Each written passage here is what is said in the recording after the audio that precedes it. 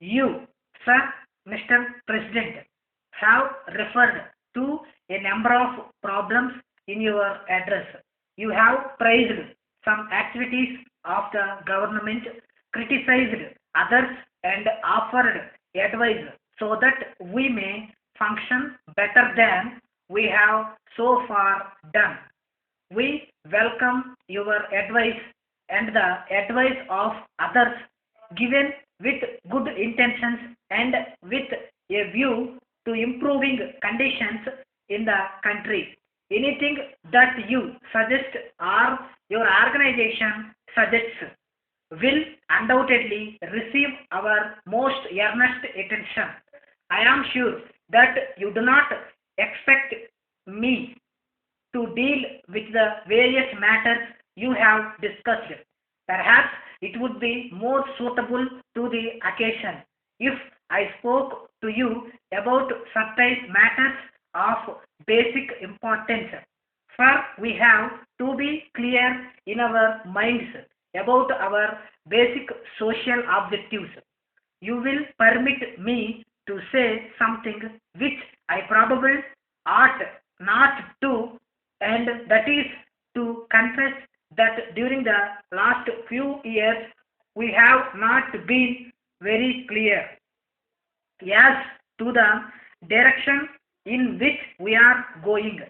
In the immediate present, we might realize the importance of a particular step in the broader aspects of policy. Nevertheless, there is a big gulf between the immediate present and future about which, in these changing circumstances, there is a greater deal of difference of opinion in the country among those who have given thought to it. The fact is that vast new social forces are at work all over the world as a result for various developments, but mainly because of tremendous technological and political changes. In India and Asia, large number of people have become politically conscious and refuse to submit as they did in the past. Tremendous social conflicts are taking place and they sometimes lead to international conflicts. The great nations of the world are following economic policies that differ widely from one another. We may have a certain theoretical approach to problems, but that does little good unless it is related to the practical aspects of reality. Our approach must be fashioned by a study of existing conditions and our objectives so that we can apply the idealistic approach with a practical consideration of the problems prevailing in the country at a particular time. You will permit me to say that it is possible that our approach is a very limited one.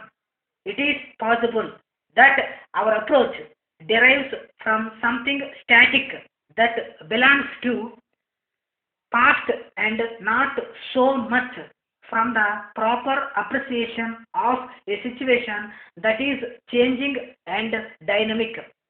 Towards the end of your address, you referred in general terms to various objectives that we have. I suppose most of us would agree with those objectives, although, of course, some may go further than others. To say that we want greater wealth, higher standards of living, and greater production will not be contradicted. We have to achieve these objectives not merely mechanically but also in a social sense, which is very important. I have been driven almost against my will to the conclusion that material well being is just as important in human life as anything else. High standards of living are important and we must achieve them. But it is absurd to talk of high standards in India where the lowest are sometimes lacking. We must have the basic necessaries of life and only then can we think of higher standards. Dear Sir, we are in receipt of your letter of the 14th instant regarding the exercise books recently delivered to you. We are naturally very sorry indeed that such an unfortunate mistake should have been made and assure you of our intention to put the matter right with the least possible delay. The books were sent to you immediately. They were received from the printers and, in fact, were dispatched without our having an opportunity of examining them before they left the premises. We note that you have returned the consignment to us, and on receipt, we will ask the printers to replace the present covers with new ones, which will correspond with the ruling inside. It is, we admit, very annoying that you should receive a consignment of cash books marked on the cover as ledgers, and especially as delivery had been so considerably delayed, and expenses incurred by you will be deducted from your account. We have been in touch with the suppliers and they ask us to offer you their apologies and to give their assurance that every effort will be made to return the books to you as soon as possible. We thank you for your inquiry concerning the printing of programs. We are in a position to undertake this work and to guarantee delivery within the time specified in your letter. An estimate will be sent to you during the next few days. Yours faithfully,